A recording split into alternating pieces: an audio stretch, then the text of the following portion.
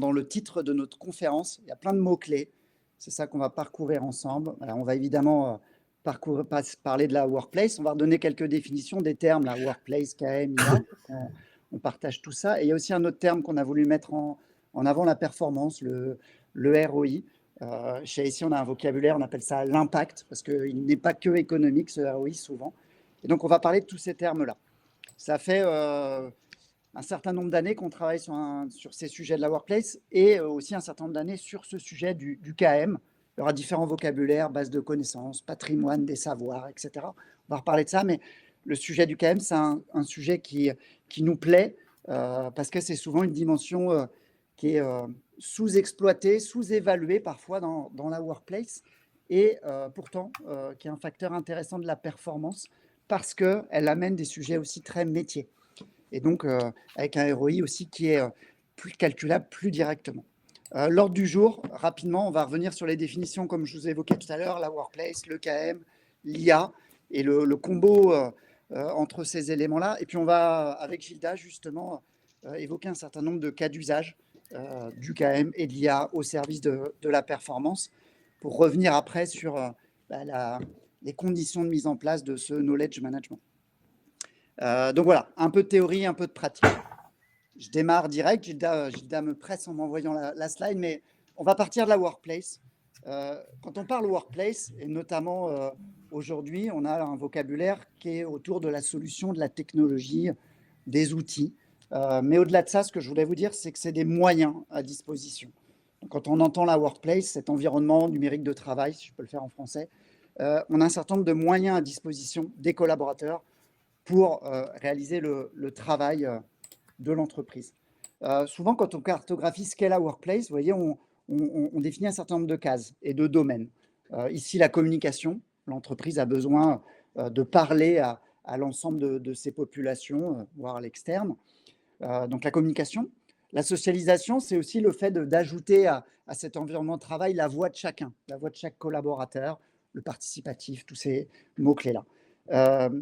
On est dans cet univers-là où on partage. Maintenant, on a besoin de construire ensemble. Donc, c'est la collaboration. La collaboration, c'est de mettre ensemble les individus dans des équipes, dans des projets, dans des communautés, voilà, pour construire ensemble du savoir et aussi l'activité de l'entreprise. Un autre domaine dont on va parler un petit peu plus aujourd'hui, c'est la capitalisation. Voilà, la création de ce patrimoine, cet univers de savoir qui va être le capital informationnel de l'entreprise. Et puis, cette workplace, elle est de plus en plus intégrée au quotidien, au processus, à l'activité de chacun, à leurs outils, donc le domaine de la production.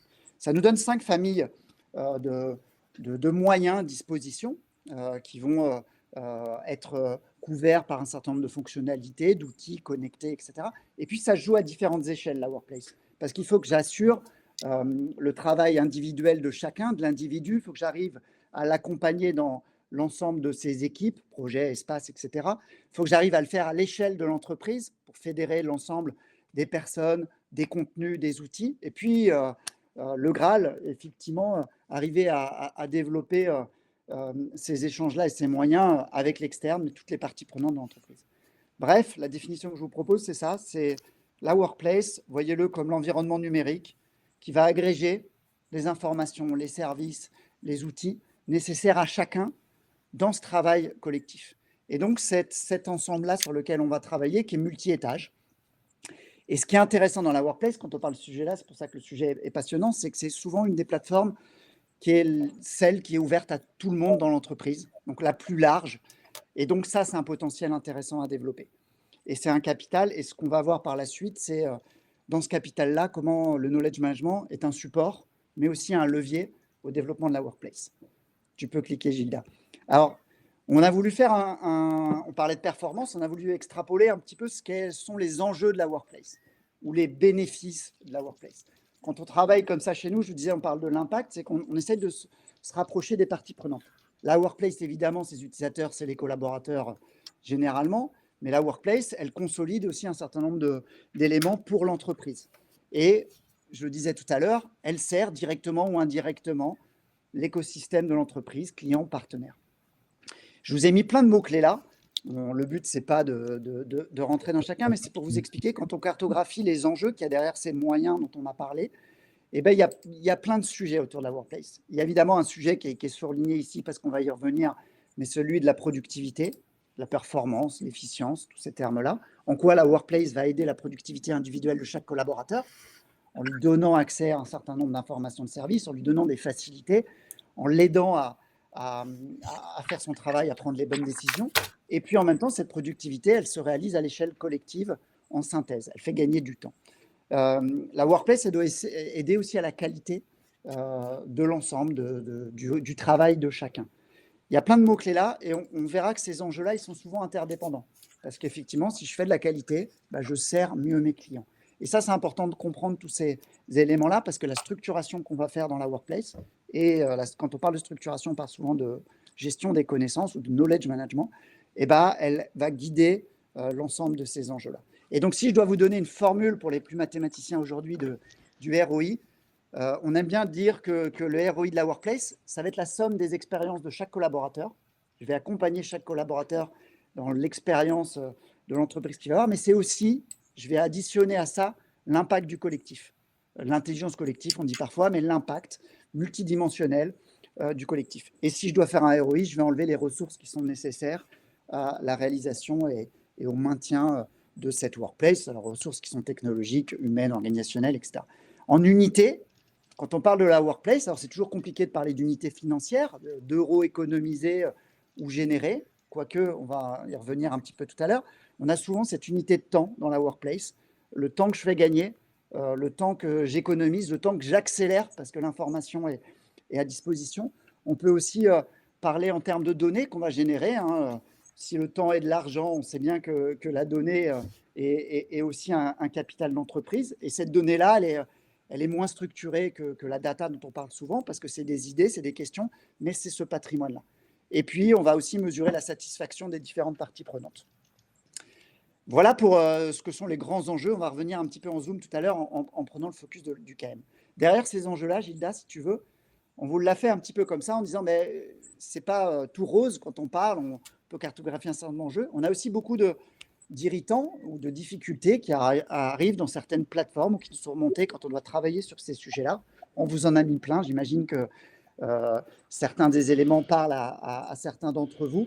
Ce qu'on voit là, c'est que évidemment, il y a un certain nombre de dimensions à considérer pour mettre en place ces enjeux-là.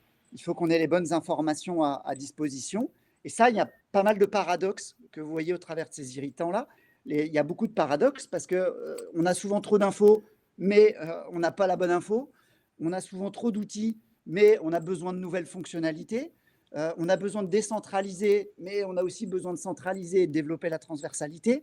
Bref, c'est ça qui est passionnant aussi dans ce sujet-là, c'est qu'on a ces paradoxes à traiter. On a besoin de développer de la liberté et on a besoin de faire de l'ordre. Et le knowledge management est souvent dans ce domaine de l'ordre et là où il va apporter la complémentarité à la collaboration, à l'association dont on a parlé. Après cette photo des enjeux, des irritants, je ne vais pas rentrer dans tous les points là, c'était pour vous dire que voilà ce qu'on doit résoudre, des enjeux et des choses très concrètes. Et donc la clé qu'on voudrait partager avec vous maintenant, c'est le knowledge management, c'est une clé de réponse à ces points-là, qui est souvent sous-exploitée, et vous allez voir qu'elle répond à des enjeux ou à certains de ces irritants. Le knowledge management, pour le définir, c'est à la fois, on peut dire, aussi une partie technologique. Elle prend sa place dans la workplace par les bases de connaissances, etc. notamment. Mais c'est une démarche. C'est une démarche et c'est aussi, j'aime bien le terme de discipline, parce que c'est une organisation, un cadre qu'on va donner à l'entreprise, qu'on va donner à ces informations-là pour structurer. Et c'est ça qui est intéressant, parce que c'est ce cadre-là qui va nous aider à être plus efficaces aussi dans les espaces de liberté complémentaires, notamment le collaboratif. Ce qu'on veut dire là, donc c'est voilà, il y a une logique culturelle, technologique, méthodologique derrière tout ça. Quand vous regardez sur Internet, ce qu'est le knowledge management, c'est ce cycle aussi de la gestion de l'information. Comment je vais l'acquérir, comment je vais la structurer, la diffuser, la faire vivre. Voilà, c'est cette discipline-là qui va maintenir la qualité nécessaire à la performance. Donc voilà, ce vocabulaire-là, derrière le knowledge management, il y a aussi cette notion de capital qu'on construit, de patrimoine. Parfois, on évoque la mémoire de l'organisation à travers ce knowledge-là, mais c'est ça qui crée une identité, un actif pour l'entreprise. Alors, ce qui est intéressant aussi dans le knowledge management que j'ai évoqué un petit peu tout à l'heure, c'est que ça amène une logique plus métier, parce qu'on va devoir aller chercher les savoirs et ils sont divers dans l'entreprise, propres à chacun des métiers. Dans l'idée où il y a beaucoup plus d'informations qui circulent, l'objectif ici, ce n'est pas la quantité d'informations, c'est bien la mobilisation de la bonne information au bon moment. Donc, c'est un investissement, mais c'est un bénéfice qui nous semble clé derrière. Tu peux cliquer, Gilda. Alors, le KM, ce n'est pas un sujet nouveau. Je vous disais, on travaille depuis longtemps. Avec Gilda, on parle des fois, quand on parle de l'historique, des fiches Bristol, qui était le début du KM, même avant l'informatique. Mais c'est un sujet qui devient de plus en plus d'actualité parce que l'environnement de travail se développe, l'information circule et on a besoin de structurer ces informations-là. Et il y a beaucoup d'irritants qu'on a vus tout à l'heure dans l'infobésité, les doublons, l'accès à l'information, etc. Et depuis quelque temps, on a cette technologie qui est l'IA, qui a cette promesse d'augmenter un certain nombre de choses, mais notamment le KM. Et ce qu'on trouve intéressant là-dedans, c'est pas que l'IA va remplacer le KM, mais c'est qu'elle va être très complémentaire parce que l'IA a besoin de dispositifs, d'un dispositif solide. Elle ne comble pas le vide. Elle a besoin de ce dispositif-là. Et c'est pour ça qu'on parle de combo. Vous savez, parfois en IA, on dit que l'IA est performant quand la data est là, est propre. Sans bonne data, pas de bonne IA. Ce qui est intéressant avec le KM, c'est quand on a cette discipline de l'information et cette qualité de l'information qui est recherchée, eh ben, on a une IA qui est performante. Et donc, on va pouvoir avoir de la performance de l'IA dans les réponses parce qu'on aura travaillé en parallèle cette IA-là. Maintenant qu'on a défini, on a fini un peu nos premières parties de définition, on partage un peu ce qu'est la workplace, ce qu'est le knowledge management, ce qu'est l'IA. On a posé un petit peu ça. Ce qu'on voulait revenir avec vous dans des cas concrets, c'est de se dire, voilà, répondre à 5 grands enjeux. On en a pris 5, qu'on a vu tout à l'heure, qui étaient surlignés pour ceux qui avaient l'œil. 5 grands enjeux de l'environnement de travail. Et on veut vous proposer des illustrations du KM et de l'IA dans ces enjeux-là. Alors, le premier, Gilda, si tu veux bien, c'est ce qu'on a appelé ici la qualité de service. Le premier enjeu pour nous, c'est que la workplace, et donc le KM et l'IA composant de cette workplace, elle doit faciliter le travail. Elle doit faciliter le travail et donc aider à la qualité de chaque métier. Aider à l'excellence opérationnelle, si on prend ce terme-là. Et donc, Gilda, je fais la transition avec toi. Voilà, l'idée, c'est de se dire quel rôle aujourd'hui, comment on se projette avec le KM et l'IA dans cette direction de l'excellence opérationnelle de chaque activité dans l'entreprise. Alors, on avait une super petite animation, mais du coup, qui est perdue parce on vous le projette en PDF, mais peu importe, c'est pas très grave. Première chose, donc, c'est effectivement cette promesse de qualité de service qui va s'appuyer sur la qualité du corpus d'informations de la base de connaissances. Donc, tout ça, c'est intimement lié.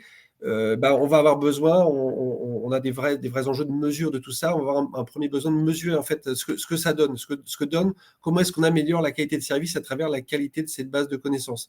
Et pour aller là-dessus, parce que c'est important dès le lancement de se mettre en place nos thermomètres en fait. Eh bien, on a un premier indicateur qui est assez parlant, par exemple dans le cas des environnements de plateformes de services clients, qui est un gros utilisateur de base de connaissances, un exemple assez archétypique, qui est j'appelle, j'ai une réclamation à faire auprès de mon fournisseur.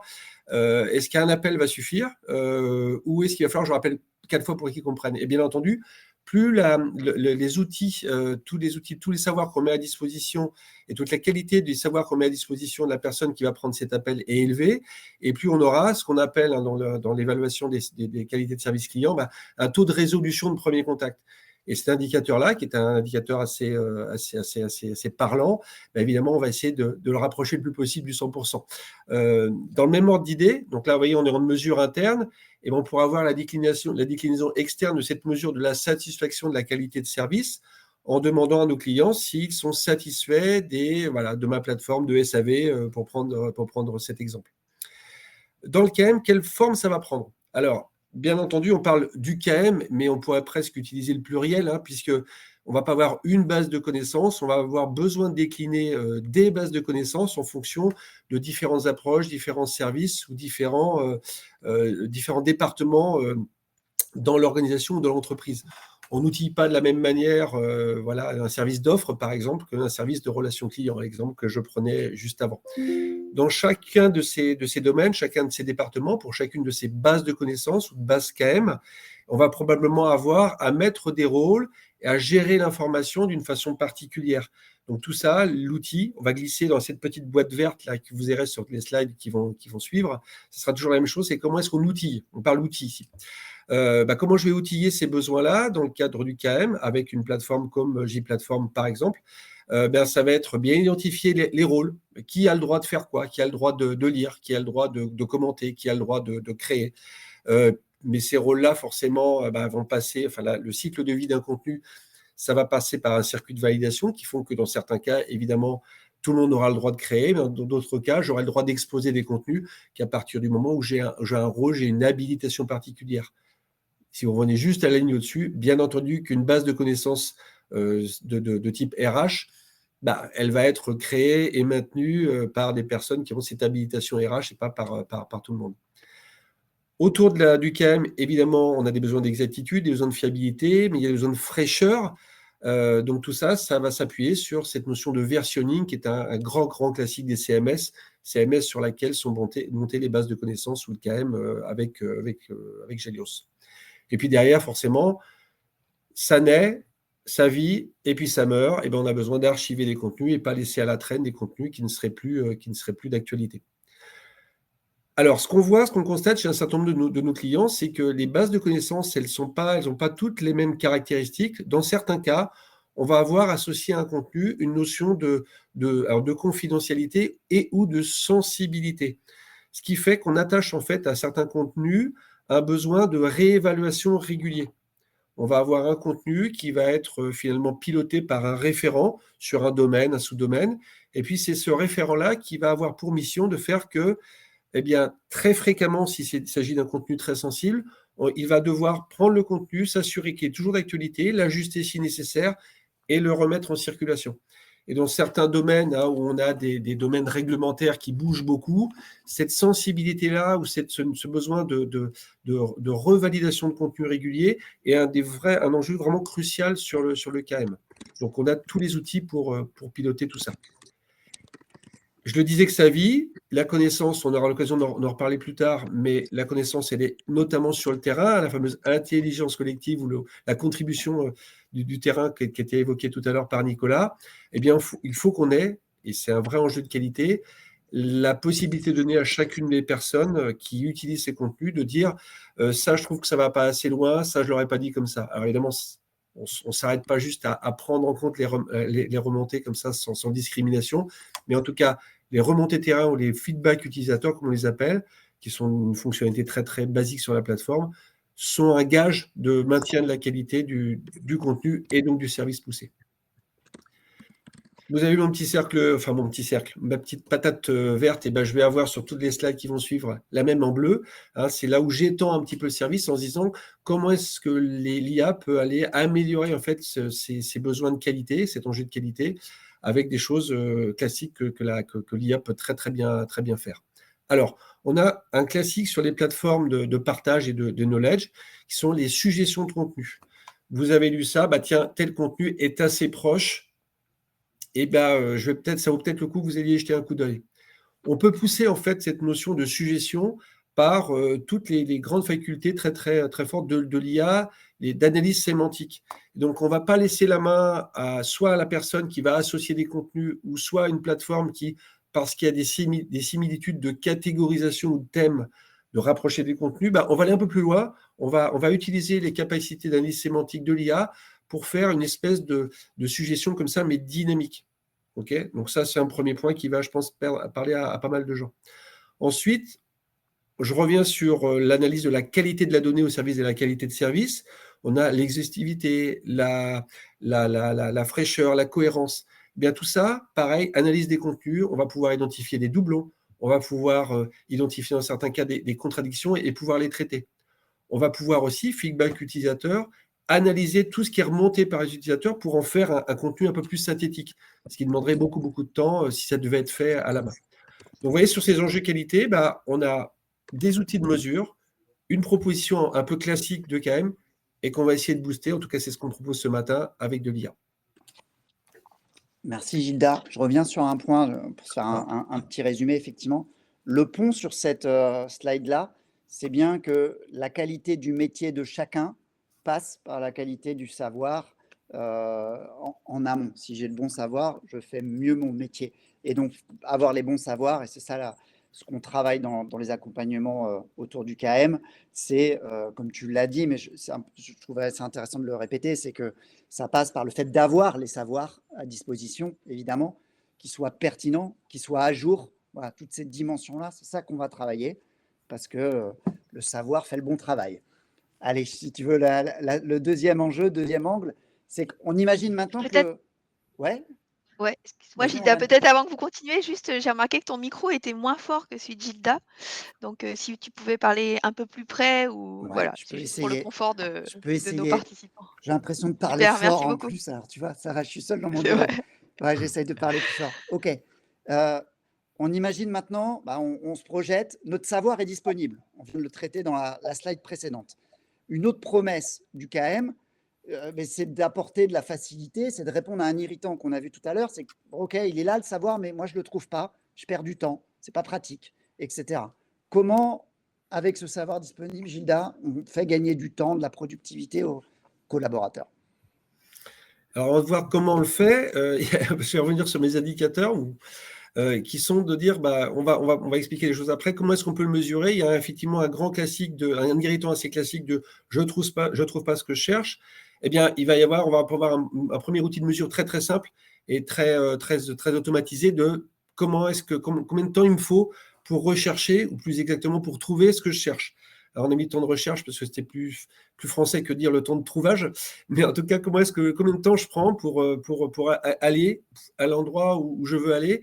Et avec en tête, toujours, on revient sur cette notion de fiabilité, de dire que quand je trouve un contenu, j'ai pas de doute, je vais pas aller vérifier, je vais pas faire une contre-expertise, aller voir ailleurs. Je sais que ce que j'ai trouvé, c'est ce que je cherchais et ça va me contenter. On va mettre en place, pourquoi pas aussi une appréciation, un peu comme le NPS tout à l'heure pour nos services clients, en interne, pour dire, quand j'ai des besoins d'interaction avec ma base KM, comment j'évalue, de manière un petit peu personnelle, l'effort à fournir. C'est assez classique comme appréciation de plateforme, le score d'effort. Comment j'apprécie l'effort à fournir pour arriver à mon objectif, c'est-à-dire identifier le savoir que je recherchais. Quelle forme ça va prendre dans un KM? Alors, là aussi, un des retours d'expérience, un des grands classiques qu'on voit chez chacun d'entre vous, c'est dire que le KM, c'est un concept, mais finalement, les savoirs, il peut y avoir des points communs d'une organisation ou d'une entreprise à l'autre, mais il y a aussi plein de particularités.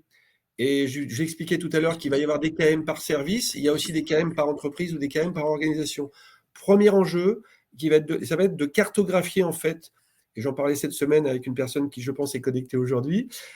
Comment est-ce qu'on fait pour faire que, je vais personnaliser l'allure, les formats de stockage et donc de création de contenu et de restitution des contenus pour en faciliter l'exploitation. Donc, on revient sur cette notion de productivité. Un mode opératoire, une procédure, un mode d'emploi, un modèle, une checklist, si on la présente avec un template de procédure ou de mode d'emploi, forcément, la consommation du savoir qu'il y a dedans va être facilitée. Et ça va faire que chaque fois, si par exemple je vais intervenir sur des nouveaux modes d'emploi, vu qu'ils ressemblent au mode d'emploi que j'ai eu dans un autre service quand je travaillais dans le service d'à côté, vu que c'est structuré de la même manière, je vais m'y retrouver encore plus facilement et donc je vais gagner en productivité. La standardisation en fait de ces fiches ou de ces savoirs, elle va apporter de la productivité. Et ça, alors à la fois pour la consommation, mais bien entendu pour la production. Ces savoirs-là, ils sont bien, on a été super malins, on a bien travaillé tous ensemble, on vous a mis des choses qui sont parfaites pour les besoins que vous avez, très très bien. Après, il faut les classer. Et quand je mets de la même manière que j'ai parlé d'S sur des bases de KM avec un S au pluriel, de la même manière, les plans de classement, on peut parfaitement imaginer en superposer pour servir au mieux finalement le moteur de recherche. Ces plans de classement-là, plus on les travaille et meilleur est le compagnonnage du moteur de recherche qui va être le plus efficace. On va reparler quand on sera dans la petite boîte bleue d'extension de recherche tout à l'heure. Mais en tout cas, pour le moment, je parlais vraiment de moteur de recherche. On a nos contenus, ils sont super chouettes. On a mis en place plein de plans de classement qui vont correspondre aux différents chemins En fonction de leur mindset, les utilisateurs vont pouvoir utiliser pour rechercher des savoirs qui les intéressent. Bah, c'est super. Mais on a plein de briques périphériques en fait, qui vont enrichir l'approche et l'usage de l'UKM. Ça va être des wikis, qui peut être une forme, un format de base de connaissances, enfin, de fiches de connaissances, mais ça peut être aussi en périphérie. On peut avoir aussi commencé à injecter quelques petits usages de collaboration. Donc, on va mettre, au-delà de la base de connaissances, je veux en savoir un peu plus, eh bien, je vais poser une question à l'ensemble de la communauté qui va pouvoir, en fonction de son temps, de sa dispo, de ses connaissances, d'y répondre. J'ai aussi cette notion de communauté que j'évoquais juste à l'instant. Comment est-ce que je mets les gens ensemble, au-delà des corpus de savoir, pour les faire travailler ensemble et les faire améliorer l'offre de contenu. Ces gens-là, eh bien, vous voyez, parce qu'on parle beaucoup là de savoir, de choses un petit peu, même si c'est dynamique, mais enfin, en tout cas du texte, du savoir, de la connaissance. Derrière, il y a des humains. Tout le savoir que j'ai mis à disposition, il émane de tête. Comment est-ce que je fais pour savoir, pour avoir une vision assez claire de là où est le savoir, là où sont les producteurs de la connaissance qui est mis à disposition. Donc, de la même manière qu'il est important de cartographier la façon dont je vais stocker le savoir dans la plateforme, il est sûrement très, très riche d'aller, en fait, d'avoir une petite cartographie de qui c'est quoi dans l'entreprise, avec on va dire même des visions multi-axes, en fait, des savoirs de chacun, croisant des compétences techniques, des compétences métiers, des compétences outils. OK ? Tout ça, ça se booste par de l'IA. Pour ça, je reprends mon moteur de recherche et ses compagnons de tout à l'heure. On a dès aujourd'hui des assistants, ça existe dans la plateforme en standard, qui nous permettent d'aller plus loin, de faciliter, on va dire, les échanges avec la plateforme quand je recherche un contenu. Demain, ça sera peut-être du vocal, il y aura peut-être un certain nombre d'enrichissements dans l'interaction que j'aurai avec mes assistants pour que ce soit encore plus performant. Et puis aujourd'hui, l'assistant, moyennant toutes les consignes que je lui ai données, il va pouvoir aller chercher du contenu et me former une réponse.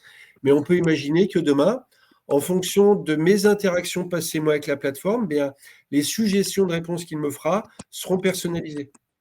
Parce qu'il tiendra compte de ma posture, en fait, de là où je suis quand je lui pose ma question, et pas uniquement des consignes un peu générales qui ont été injectées dans l'assistant. Si je dis ce côté production de contenu, il ne faut pas se priver de ça. Hein, l'IA, G, on ne le met pas là, mais G comme génération. Je produis du contenu. Il y a une conférence. Je veux transformer ça en contenu capitalisé, donc en savoir. Comment je vais me faire un résumé, comment je vais transformer tout ça en un contenu digeste que, au passage, je vais peut-être faire rentrer dans un des formats dont j'ai parlé quand on était ensemble dans la case verte. Donc, c'est tout ça dont il ne faut pas se priver. Des synthèses aussi sous forme de tableau. On sait faire ça humainement, mais qu'est-ce qu'on a comme gain de temps à partir du moment où on utilise toutes les possibilités de l'IA générative? Donc, il ne faut vraiment pas se priver. Est-ce que tu avais quelque chose à rajouter sur cette partie productivité, mon cher Nicolas? Tout à fait, Gilda. Tu n'as pas parlé d'intégration aux outils métiers. Je vais l'évoquer parce que moi, je l'aime bien. Moi, je l'aime bien, écoute, comme cas d'usage. Mais l'intégration aux outils métiers, c'est aussi de se dire qu'on n'est pas en environnement fermé. On a les contenus qu'on produit, mais on a des contenus qui ne sont pas savoir structurés au sens là du KM, mais qui sont dans l'entreprise et qu'il faut acquérir et qui sont parfois dans d'autres outils métiers où c'est de la data, etc. Et puis même, tu parlais de l'IA. Une partie de la connaissance, elle vient du web. Il y a des éléments qu'on peut aller chercher, etc. Donc, améliorer, enrichir, c'est un élément. Mais quand je parle des intégrations outils-métiers, c'est aussi dans l'autre sens. Si on a cette base de connaissances, au-delà de venir la consommer sur notre workplace, elle peut aussi être valorisée dans les autres outils. Ce savoir-là, cette fiche savoir, pourquoi je ne l'appellerais pas dans CRM pour les commerciaux, ERP ou d'autres? Voilà, je vais aller mettre ce contenu-là. Encore une fois, on parle de productivité. Donc, il faut que je m'inscrive dans le parcours et dans les facilités de chacun. Donc, c'est ça. C'est aussi créer des ponts avec tout l'écosystème numérique. Et un autre truc, Gilda, si tu veux bien, il y a un autre indicateur qui est là, les utilisateurs actifs par jour. On l'a mis parce que, évidemment, quand on met un outil, on fait de l'analytics, on mesure, etc. Dans le cadre du KM, c'est de l'ultra-pilotage. Si on a mis une base de savoir qui doit aider chacun à bien faire son métier, elle doit être utilisée. Parce que si elle n'est pas utilisée, on a potentiellement un problème de qualité, comme on a vu tout à l'heure, ou de mauvaises réponses, etc. Alors, pour certains métiers notamment. Ça veut dire que s'assurer que tout le monde utilise cette base-là, c'est ultra important parce que c'est des choses qui sont nécessaires à la réalisation du processus de travail, etc. On est dans un cas métier, donc avec un pilotage qui doit être fort. Et d'ailleurs, c'est intéressant parce que quand on travaille les projets sur ces sujets KM, on a souvent des plateformes ultra utilisées. Pas toujours le cas des intranets, etc.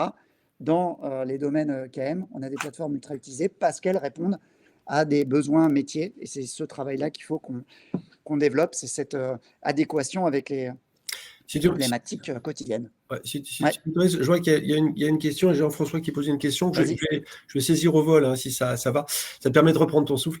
Et la gestion des droits d'accès aux ressources internes dans tout ça. Alors, une plateforme KM qu'on met en place à l'origine, il y a très très très longtemps, le CMS, le J-Platform, est bien entendu piloté, mesuré, contraint, en tout cas par des enjeux de sécurité à l'accès de la donnée et donc des droits. Ce qui veut dire que je pose une question, je vais rester sur mon exemple de RH tout à l'heure, je suis manager, je pose une question sur, je sais pas moi, l'organisation de mon entrevue annuelle avec mon équipe. Les modes opératoires qui sont réservés aux managers ne sont pas visibles par une personne qui n'aurait pas ce statut et donc pas accès à ces données. Donc bien entendu, la plateforme au départ est une plateforme de partage, une plateforme d'accès, j'ai envie de dire, universel au contenu, mais tout ça, il y a bien entendu des dérogations pour des contenus qui seraient considérés comme confidentiels, soit pour des questions de, je sais pas, de positionnement hiérarchique, sectoriel ou autre. Donc, après, l'un n'empêche pas moi je l'autre. complète quand même Gilda là-dessus, c'est attention, c'est un paradoxe, c'est pareil. Attention à ne pas mettre des droits par défaut, c'est-à-dire de se dire, comme quand on le fait parfois dans le collaboratif, ou qui capitalise aussi des savoirs, c'est que je crée un espace, il intéresse les personnes qui sont dans cette équipe, etc., et je cloisonne. Mais je cloisonne pas parce qu'ils n'ont pas le droit de voir, je cloisonne parce que je pense que ça intéresse un certain nombre de personnes. Donc ça, il y a toujours cet équilibre-là. Et quand on parle du savoir, souvent, on aime un savoir plus large. Alors évidemment, il y a de la confidentialité sur certains éléments, mais attention à l'effet inverse. Et donc ça, c'est des curseurs qu'il faut travailler également. Alors, Gilda, j'ai vu qu'il y avait une question, mais je pense qu'on pourra la traiter. On va la traiter après si ça va à Clément. C'est une question très intéressante sur laquelle on a des bons retours d'expérience tout récents encore. Ah, je t'entends plus. Oh, merde. Bah non, pourtant, je suis là. Je suis bien là. Et je parle. C'est moi. Moi, j'ai plus de son, mais c'est pas grave. Tu m'entends? Vous m'entendez? Ok, moi je continue, j'ai pas le retour. Mais donc sur l'engagement, donc autre enjeu, c'est qu'on a évoqué dans le sujet des KM, il y a le KM pour le métier, la qualité, la productivité, on en a parlé. Mais on construit aussi un patrimoine informationnel et changeons d'enjeu. Et moi, ce que je trouve intéressant dans la consolidation de ces savoirs à l'échelle de l'entreprise, c'est que ça va aider aussi le collaborateur à se situer dans l'entreprise et finalement à être plus proche, plus motivé peut-être et plus engagé, comme on le dit, et donc efficace dans l'entreprise. Et que ce patrimoine-là, je disais tout à l'heure que c'est un peu la mémoire et un capital de l'entreprise, et bien ça, c'est aussi quelque chose qui est intéressant pour un collaborateur et une identité d'entreprise. Oui, ça sert en fait le sens que chacun veut et doit trouver dans son quotidien, bien comprendre là où va l'entreprise, là où va son service. Tout ça, voilà, ça sert cet enjeu de ce que je fais, je comprends pourquoi je le fais, pour qui je le fais. Ça se mesure, comme tout à l'heure, sur des indicateurs d'adoption de plateforme, même de satisfaction de l'offre, on va dire, KM et Digital Workplace qui est proposé par l'entreprise à son salarié. Et tout ça, ça va se décliner là aussi simplement sur des fonctionnalités très très classiques de la plateforme, de partage de stratégies, d'avancée des projets, de succès ou de non-succès de telle ou telle opération dans l'entreprise. Enfin, on comprend où on va. Ça, c'est la première chose. La deuxième chose pourrait être de dire, je donne l'occasion à chacun de participer à la construction des savoirs. Le niveau 1, c'est quoi? C'est je commente, je like, je commente. Ça, c'est niveau 1. Niveau 2, l'IA dont j'ai parlé avant m'a permis d'identifier qu'un tel et un tel, à chaque fois qu'il fait un commentaire, c'est pertinent et ça permet d'enrichir en fait une fiche de savoir. Et bien petit à petit, je vais lui proposer de participer un peu plus à la co-construction. Je vais en fait identifier des sachants sur le terrain. Donc tout ça, vous voyez, c'est vraiment des choses assez classiques de la plateforme. Puis savoir qu'on est un sachant, en tout cas qu'on est promu sachant, c'est super bien. Et puis là aussi, dans les choses classiques, je vais avoir des petits badges qui vont me dire, ok, tu étais débutant, maintenant tu es reconnu comme étant un sachant un peu plus avancé. Et puis, ce qui est pas mal, c'est de savoir individuellement, et j'aurai l'occasion d'y revenir quand on passera dans le bleu dans 2 minutes, d'avoir un petit tableau de bord individuel qui va me permettre de prendre la mesure de mon interaction avec la plateforme et donc de mon engagement. Combien j'ai créé de contributions. Ces contributions-là pouvant être des savoirs ou pouvaient être des commentaires ou des réactions à un savoir. Okay, donc ça, c'est le tableau de bord un peu basique. Je bascule dans le bleu. Comment est-ce que je peux aller plus loin, par exemple, sur ces tableaux de bord d'interaction et d'engagement dans la plateforme? Eh bien, vous voyez, un peu en mode réseau social, je partage des contenus, j'écris des commentaires, bim, à chaque fois, j'ai des gens qui lèvent un pouce en me disant « Ouais, c'est super ». Chaque fois, j'envoie un partage à 200 personnes, vous voyez, un peu dans une logique de followers qu'on a sur les réseaux sociaux. Chaque fois que je partage, tout le monde, ou 95% des gens, regardent ce que je pousse. Ah tiens, ça a un sens et c'est excessivement valorisant. C'est-à-dire que le temps que je passe à faire ça, l'engagement que je mets en fait dans mon interaction avec cette base de connaissances et les savoirs, ça porte ses fruits. Et ça contribue donc à l'engagement et à la productivité collective. Donc ça, c'est chouette. Au-delà de ça, et ça, je reviens sur un autre cas là. Donc là, j'étais sur une personne qui est vraiment engagée. J'ai celui qui est juste avant. Et c'est une remarque qu'on avait assez souvent quand dans les plateformes, on ouvre les plateformes et on ouvre cette notion de commentaire. C'est ouais, mais les gens en fait ne vont pas oser. Ils vont pas oser mettre de commentaires parce que des fois ils sont pas super à l'aise dans la rédaction. Ils veulent pas laisser de fautes d'orthographe. Ils vont pas s'amuser à copier leur truc dans un dictionnaire pour s'assurer. Et alors ils vont être réticents. Il va y avoir des freins en fait à la contribution, quelle qu'elle soit. Et ne pas se priver. Il ne faut vraiment pas se priver de l'IA générative. J'ai un commentaire. Je demande à reformuler et je sais que ce que moi, même si je ne suis pas très fort en français, même si je fais régulièrement des fautes d'orthographe, même si je suis dyslexique ou je ne sais quoi, ça va sortir de la boîte d'une manière complètement propre. Et donc, j'ai plus de gêne, j'ai plus de honte, j'ai plus de frein. Okay, la même manière, c'est le niveau d'après. Je ne suis pas très sûr que ce que je dis, ça a du sens ou pas. Ça a peut-être été dit par 15 personnes. Je ne vais pas aller vérifier. Et on peut imaginer une modération en fait assistée qui en fait va filtrer en fait le contenu avant qu'il soit publié et s'assurer par exemple que ça n'a pas déjà été dit à 15 personnes. Je n'ai pas envie de passer pour un zozo. Donc vous voyez que l'IA va permettre tout ça de libérer ces bonnes énergies du terrain. Ok.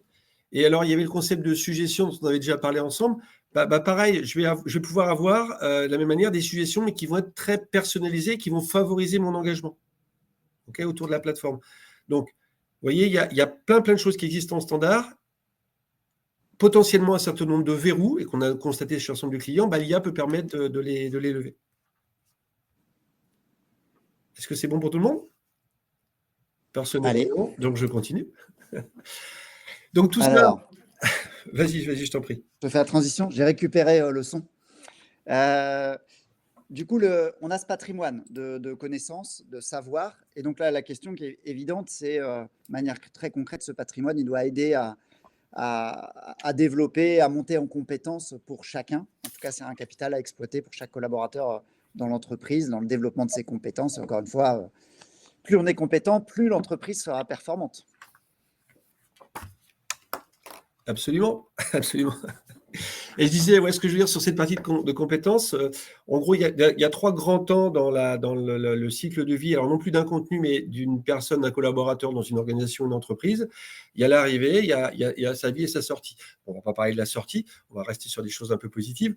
Donc, à ces 2 moments de vie, il y a, donc, pour commencer, on arrive dans une nouvelle organisation avec des nouveaux réflexes à avoir, plein de contenus à digérer.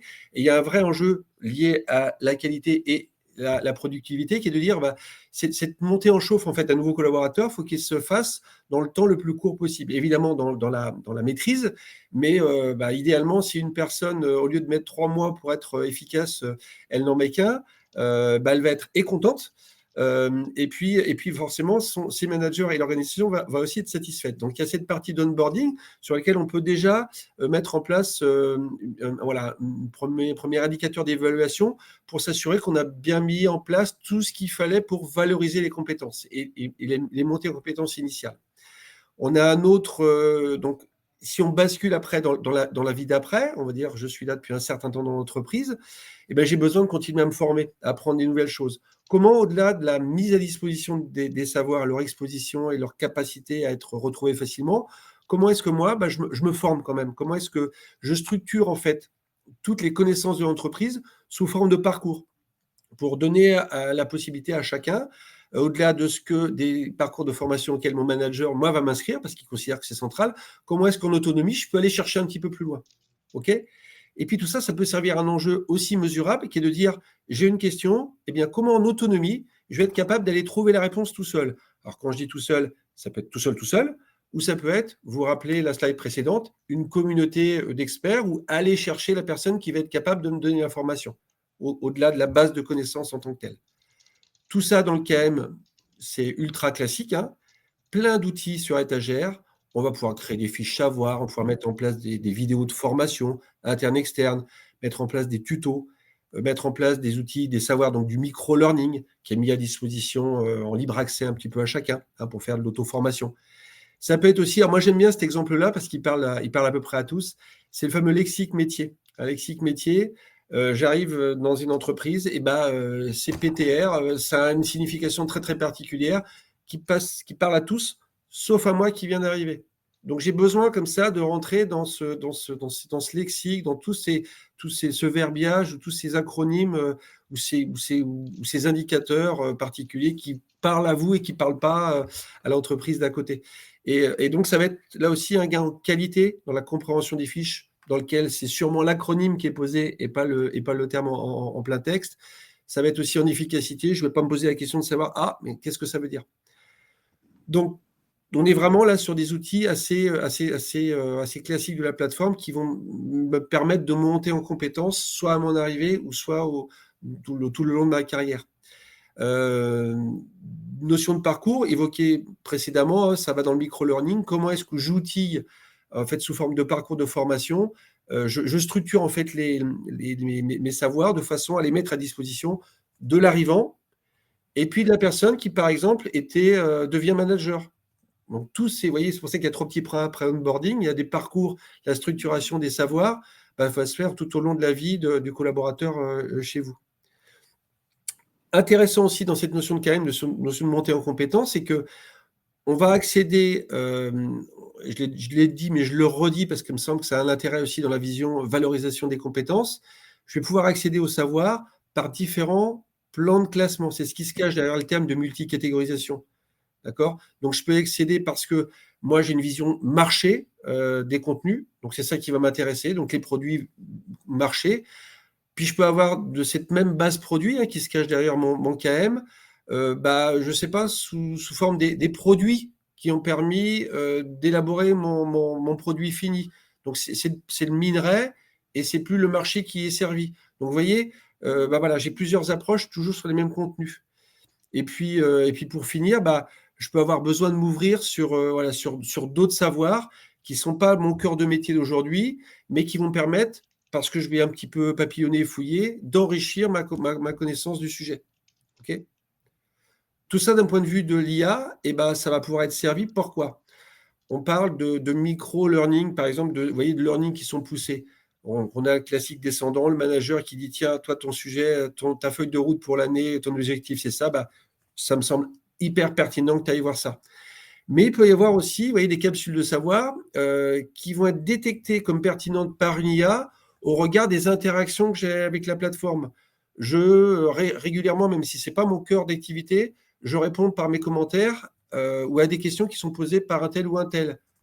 Et crac, on va me pousser donc de la personnalisation de savoir sous cette forme-là. On va me proposer aussi des contenus. Toujours la même chose, on n'est plus dans le savoir formation, mais dans le savoir, des contenus qui ont un rapport avec des choses, des centres d'intérêt que j'ai manifestés. On va me proposer de me mettre en réseau avec des experts. Pareil, toujours autour d'une thématique qui a été identifiée par une analyse macro de mes sujets de préoccupation du quotidien, même si ce n'est pas ce qu'il y a, sur ma fiche de poste. Donc, il ne faut pas se priver de tout ça. Autre outil IA assez pertinent qui marche bien, et ça, on est sur des choses un peu plus classiques sur la plateforme de Valios d'aujourd'hui, en termes d'IA, d'intégration d'IA, c'est j'ai un savoir ou des corpus de savoir qui peuvent être des fois très, très importants. Et bien, dans une logique de montée en compétences, merci à Nicolas pour ce terme de coach virtuel, je n'ai pas trouvé mieux. C'est comment est-ce que je vais utiliser en fait un outil avec de l'IA pour me former.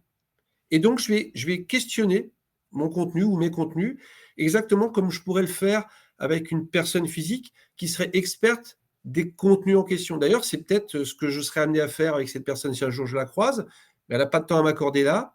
Elle a produit et capitalisé tous ses savoirs. Et ben, je vais pouvoir interagir avec elle pour me former sur cette thématique. OK ? Et puis le petit plus, qui est un petit peu en décalage par rapport à ce que je me disais là, mais c'est quand même un cas qu'on a rencontré aussi, c'est dans des organisations qui sont multilingues, multi-pays, donc multilingues. Il y a des fois des savoirs qui sont des spécialités qui sont dans une entité qui est basée en Allemagne. Bah, c'est dommage que la barrière de la langue fasse que ces savoirs-là ne puissent pas rentrer moi dans mes compétences, que j'en sois privé. Et bien, les traductions live, dans des échanges que je peux avoir avec l'expert germanophone ou anglophone, la traduction live aussi que je peux avoir des contenus que lui a produits ou des actus ou des billets de blog qu'il a produits, bah, tout ça va me permettre, sans barrière de la langue, d'accéder à ces compétences. Merci Gilda. Ouais. On fait le 5e enjeu, comme On fait ça le 5e enjeu. ça va se garder un petit peu de temps. Exact. 5e enjeu, donc on a parlé du KM et de l'IA au service de la productivité, de l'efficience d'entreprise, du développement de l'expérience, des compétences des collaborateurs. Et l'autre domaine qu'on voulait aborder, c'est de se dire que ce patrimoine-là qu'on est en train de consolider avec le knowledge management, bah aussi c'est quelque chose qui se construit pour le futur, ou en tout cas le développement d'idées, d'initiatives, de projets. Voilà, on a cette base-là qu'on a consolidée qui doit nous aider à grandir. Donc, l'EKM et l'IA au service de l'innovation et du développement de l'entreprise, Gilda. Absolument. Qu'est-ce que tu proposes? Qu'est-ce que je propose? Qu'est-ce que j'ai donc dans mon panier? Donc, on va rester sur des choses qui, un peu comme les Bristol tout à l'heure, qui existent depuis très très longtemps, qui sont les fameuses boîtes à idées qu'on a depuis belle lurette transformées en boîtes à idées numériques. Mais on peut aller un petit peu plus loin, voilà, en facilitant en fait ce recueil d'idées, en stimulant toujours pareil la collecte d'idées. Vous vous rappelez tout à l'heure, je vous disais qu'il y a un certain nombre de freins des fois à la contribution dans un article au commentaire parce que j'ai peur des trucs, d'écrire, de ne pas utiliser le bon mot, de ne pas être clair. De la même manière, sur la collecte d'idées, si je sais que je pourrais reformuler en fait ma suggestion et qu'elle va être compréhensible par tous, je vais être un petit peu plus enclin à y aller. Donc ça se mesure par, mais comme on le faisait avant, là on réinvente pas la roue, IA ou pas IA, on mesure en fait ce niveau d'idéation et qu'on va pouvoir suivre et mettre en avant, donner des badges aux meilleurs contributeurs et ainsi de suite. On va mesurer aussi, parce que tout ça, c'est du foisonnement ou de l'auto-alimentation, le pourcentage en tout cas le taux d'utilisateurs qui interagissent avec les contenus, qui interagissent avec leurs collègues. Plus il y a comme ça de foisonnement, plus il y aura d'émulation et plus forcément ça va servir, sur cette base solide là, que constitue le KM, ça va servir à la construction du futur, l'émergence de nouvelles idées, de nouveaux besoins, de nouvelles façons de répondre au futur de l'entreprise. Donc, tout ça dans le KM, c'est quoi? C'est de la mise en réseau, de savoir, d'idées. Plus ça bouillonne et plus il y a des choses nouvelles qui peuvent sortir. C'est du participatif. Là, on redit un petit peu ce qu'on a dit dans les slides précédentes, mais avec l'approche innovation. Tout ça, ça va servir les commentaires, les révisions, les demandes de nouveautés. On a, vous voyez, une fonction assez classique des CMS de formulaire. J'ai une suggestion à faire. J'ai rien trouvé sur tel sujet qui me semble important. OK ? Mais ça peut être aussi, là aussi, tu as ouvert cette porte-là tout à l'heure, Nicolas, de dire qu'on n'est pas en vase clos. Il y a plein de choses qui se passent ailleurs que de l'entreprise et du cercle clos de notre base de connaissances. Je vois un truc intéressant sur le web. Comment je transforme ça? Comment je capitalise? Comment je transforme ça en connaissance interne? Comment je la mets à disposition? Comment je transforme de l'externe en interne? Comment je fais de la veille finalement, à la curation, pour reprendre un terme assez classique? Et tout ça, en glissant sur le bleu, je vois le temps équipage accélère un petit peu, toujours de l'IA qui peut nous permettre d'aller un petit peu plus loin. Eh bien, j'ai des contenus externes, j'en fais une synthèse, je le reformule. C'est propre, je le mets à disposition. Je synthétise des contenus internes pour faire émerger des choses. d'accord? Un peu plus en back-office, je fais une analyse des commentaires, d'un certain nombre d'éléments qui sont produits sur la plateforme pour en faire sortir des tendances, des signaux faibles que j'aurais beaucoup, beaucoup de mal à évaluer tout seul. Okay, j'explore des concepts avec l'IA en ouvrant des choses qui vont peut-être avoir une durée de vie courte, mais qui ne vont pas être gênées parce que c'est très accéléré, très facilité par l'IA.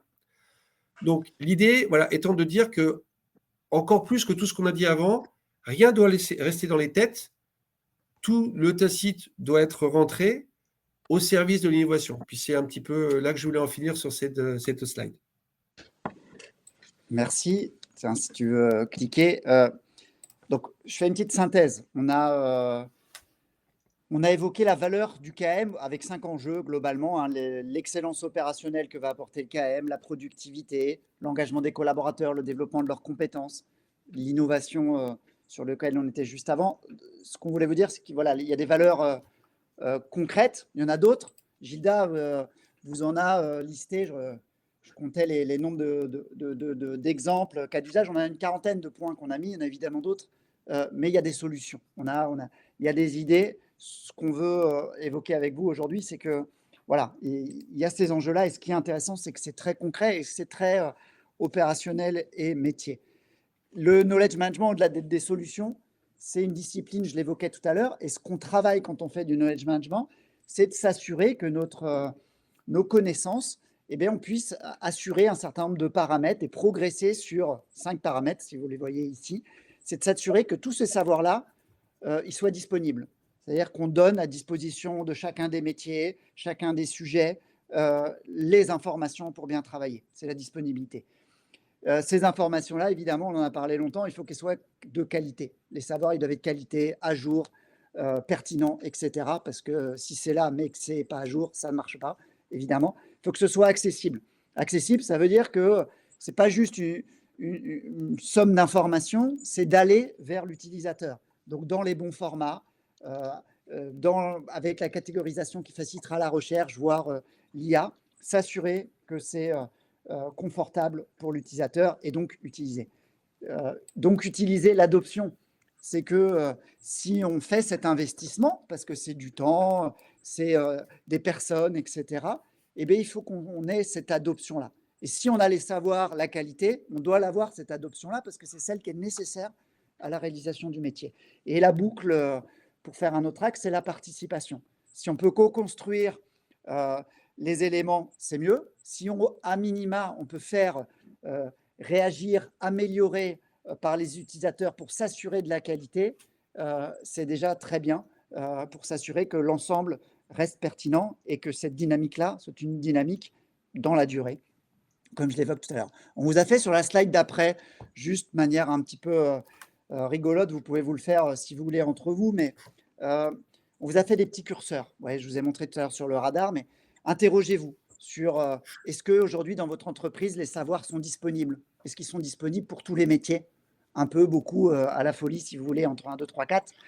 Est-ce que la qualité est là dans vos données? Est-ce que les données sont à jour aujourd'hui sur vos plateformes? Est-ce qu'elles sont claires? Est-ce que les contenus sont facilement accessibles, recherchables, au bon format pour qu'ils soient exploitables? Est-ce que les bases que vous avez à disposition et tous ces savoirs sont vraiment utilisées ou partiellement? Est-ce que vous mesurez l'utilisation de ces différents savoirs-là? Parce que l'utilisation, vous avez fait le lien entre l'utilisation et l'efficacité. Et puis, est-ce que vous construisez ça dans le temps? Est-ce que vous améliorez tout ce patrimoine? Mettez-vous des notes et puis ça vous permettra de vous donner un enjeu autour de ces sujets-là et on espère que vous a partagé un certain nombre de pratiques. Tu veux faire la slide d'après, Gilda. Ce qu'on vous évoque là, on l'a traduit dans un livre blanc avec Jalios. Vous avez un certain nombre de témoignages d'entreprises qui vous donneront des exemples concrets dans différents secteurs. Je vous ai mis un QR code, mais on va vous partager un lien d'un formulaire dans la conversation pour aussi demander à recevoir ce livre blanc. Ça vous donnera, je ne sais plus combien, une quarantaine de pages à lire si vous avez aimé notre intervention et pour aller un petit peu plus loin. Alors, c'est plutôt sur la méthodologie et le comment on met en place le knowledge. Aujourd'hui, on a plutôt parlé de la valeur et des exemples du knowledge pour l'efficacité de l'entreprise. Voilà, là, on va être plutôt sur la méthode de mise en place des projets. Et la dernière slide, Gilda, après on pourra Ouais, on pourra passer prendre aux questions. des petites questions. Voilà, en synthèse sur cette slide-là, nous on croit au knowledge management et à l'IA pour le développement, dans le cadre du développement de la workplace, mais surtout dans le cadre de la facilitation du travail et de l'efficacité de l'entreprise. On espère qu'on vous l'a montré avec un certain nombre de cas d'usage. Évidemment, chaque entreprise est unique quelque part et donc la mise en œuvre et les choix sont personnalisés, mais néanmoins, on voit qu'on a un potentiel qui nous semble intéressant. Je regarde dans les questions, si tu veux, Gilda. Oui, il y en a une qui me semble très intéressante, les premières de Clément, sur l'idée qu'on peut avoir de à quoi ça sert de structurer. L'IA, on lui donne tout à manger et voilà, et on pose la question. Ce qu'on constate, nous, en fait, dans les expériences, les expérimentations qu'on a menées et les choses qu'on a en cours en ce moment, c'est qu'il n'y a pas de magie et que plus, c'est ce que évoquait quand même rapidement Nicolas tout à l'heure, plus c'est malin en entrée, plus ça sera malin en sortie. Le contexte en fait d'une information est crucial et on perd un peu, en tout cas un peu perd une partie de ce contexte si on se dit que voilà, on pousse autour, on lui envoie tous les words et il se débrouille. Il me semble que c'est un petit peu plus compliqué que ça. Et par ailleurs, on va de toute façon continuer à jouer, à mon avis, pendant encore un certain temps avec de l'utilisation sans IA, donc sans assistant, et d'utilisation avec IA. Ce qui veut dire que peut-être que alors je dis dans longtemps, peut-être que le longtemps à l'échelle de l'IA, c'est peut-être dans un an, mais en tout cas, peut-être dans un certain temps, ça sera disparu. Aujourd'hui, ce qu'on constate, c'est que la structuration de la donnée structure la capacité de réponse de l'IA. Oui, et puis aussi, structurer ces informations, structurer comment on a envie de présenter les savoirs. C'est finalement mettre de l'ordre aussi un peu dans l'entreprise, moi je trouve. C'est que ce travail-là, il sert, au-delà de l'accès à l'information, à savoir comment on veut présenter les choses. Est-ce qu'on arrive à avoir des choses qui restent simples, lisibles? Et donc, c'est un exercice intéressant aussi de prendre ce temps-là, notamment dans des choses où je l'évoquais tout à l'heure, l'avantage du KM dans la workplace, c'est que c'est aussi une dynamique d'ordre. Et ça, c'est important parce qu'on parle beaucoup de communication large, décentralisée, de collaboration. J'imagine que dans vos entreprises, vous avez tous plein d'espaces collaboratifs. Et ce n'est pas la chose la plus lisible aujourd'hui à l'échelle de l'entreprise. Donc, de coupler cette liberté-là avec aussi des éléments qui sont structurés, c'est quelque chose qui me semble aussi un bon équilibre au-delà de faciliter le travail de l'IA. Mais vous l'avez dit tout à l'heure, on peut très bien utiliser l'IA pour aider à structurer. En plus, ça facilite. Voilà, Oui. penser que l'IA va sans structuration tout d'un coup, je pense que ça contribue un peu à la désillusion des résultats qu'on a qui sont pas voilà. Mais par contre, oui, dire utiliser l'IA, vous l'avez très bien dit tout à l'heure dans des cas d'usage concrets, être sciemment, c'est-à-dire le faire en connaissance de cause, en se disant ok, je vais mettre de l'IA pour structurer. C'est quand même, voilà, c'est introduire ça. Donc, c'est sûr que l'IA va aider là-dedans, mais ça va pas le faire par magie. Faut être un peu structuré derrière, faut savoir où on va en fait là aussi. Peut-être avant de conclure, il y a une deuxième et dernière question, puis après je pense qu'il est 15, 16 même, on va devoir raccrocher. Une question sur donc une suggestion de Jean-François Bonan sur la génération auto de podcasts thématiques. Alors oui, et c'est une expérimentation qu'on a fait nous chez ASI, effectivement, et ça marche bien. Merci JP, ici connecté sûrement. Parce que voilà, on va dire les médias, la façon dont on consomme l'information, ça a changé, ça continuera à changer, et ce mode-là parle à un certain nombre d'entre nous. Effectivement, il ne faut pas se priver de ces modèles-là, parce que encore une fois, ils ont leur public, et donc ce public-là, il faut le servir. Donc ça marche bien, très très bien, et voilà. Donc c'est une bonne suggestion effectivement. Super, merci.